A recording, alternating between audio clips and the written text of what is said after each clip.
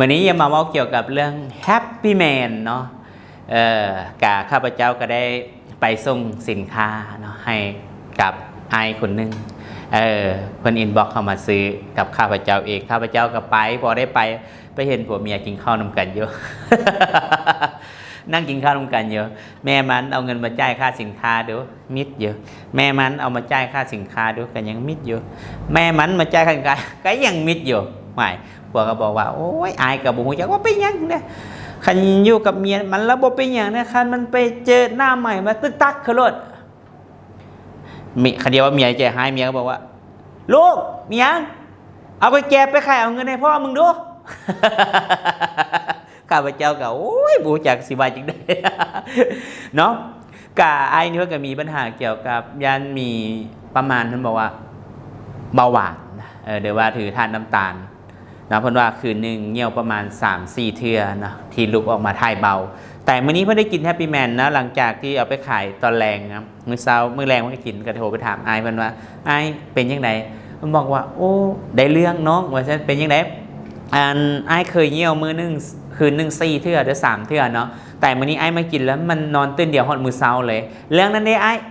ปืนเด้โอ้ได้เรื่องอยู่เพิ่นว่า ได้เรื่องอยู่เนาะกามันเป็นสิ่งที่ว่าผู้ชายเขาเนาะถ้ามีธาตุน้ำตาลเนาะท่านมีธาตุน้ำตาลขึ้นหลายเนาะนกเขาก็บ่อยากเริ่มปันใดเมื่อนี้ถ้าท่านใดที่เกี่ยวกับเรื่องธาตุลมเรื่องที่ปืนยิงบ่ออกซับบ่แตกกะอินบ็อกเข้ามาได้เนาะเพราะว่าตัวนี้มันเป็นเสริมอาหารที่อย่าไปฟื้นฟูอยู่ในร่างกายของคนเฮาเมื่อนี้หลายคนก็บอกว่าเฮาบ่จำเป็นต้องกินดอกที่เฮายังแข็งแรงอยู่เนาะแม่นอยู่ว่าตอนที่เฮาแข็งแรงเมื่อนี้คือเฮากินป้องกันไว้การที่ป้องกันไว้นี่มันได้ยังไงนึ่งมาเฮาก็ได้เกี่ยวกับเรื่องต่อมลูกหมากเนาะผู้ชายเฮานี่เวลาสูงอายุมานี่โอ้จะมีปัญหาเลยเกี่ยวกับต่อมลูกหมากนะบางทีเฮาขับรถไป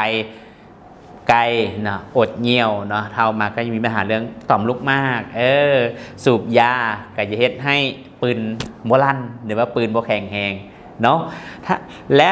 เมื่อนี้ถ้าท่านได้ฟังคลิปนี้อยู่เนาะที่ปืนมันโบราณปังปังปังเนาะก็สามารถอินบ็อกเข้ามาได้นะหรือว่าปืนมันไม่ตกซอกอยู่เนาะจับขึ้นมาแล้วมาดุดปุ๊กลงจับขึ้นมามันดุดปุ๊กลงหวยมันบอลันจากเครือค่าอินบ็อกเข้ามาได้เนาะกะเป็นสิ่งที่ว่ามื้อนี้ข้าพเจ้าเองเนาะกะได้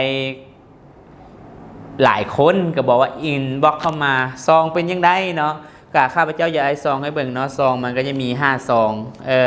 แต่3 ซองนั้นมันหาย 3 ซองนี่ตกน้ำไปลักกันว่า เหลือแต่2 ซองเหลือแต่2 ซองเนาะมันเป็นซองน้อยๆเป็นซองน้อยๆโยกาอยากให้ทุกท่านเนาะที่ได้ฟังคลิปนี้แล้วปืนบ่ลั่นสับบ่แตกเดี๋ยวว่าสับแล้วมันแจ็บมันเปียกสับแปะแปะอยู่บางคนก็ยิงปะแปะลั่นปกอะเฮ็ดปืนโดลงน้ำเนาะกาอินบ็อกเข้ามาได้หาข้าพเจ้าเองเนาะมื้อนี้กาอยากให้ทุกท่านลองเบิ่งเนาะข้าพเจ้าก็ได้ลองมาละได้กินมาละเนาะในแฮปปี้แมนนี้กาท่านใดที่สุขภาพที่ยังบ่ค่อยแข็งแรงกะอินบ็อกเข้ามาได้เนาะเป็นเมื่อยสุขภาพอ่อนเพลียบ่แข็งแรงปัญหาที่ธาตุลมเรื่องธาตุลมนำเนาะก็สามารถอินบ็อกเข้ามาได้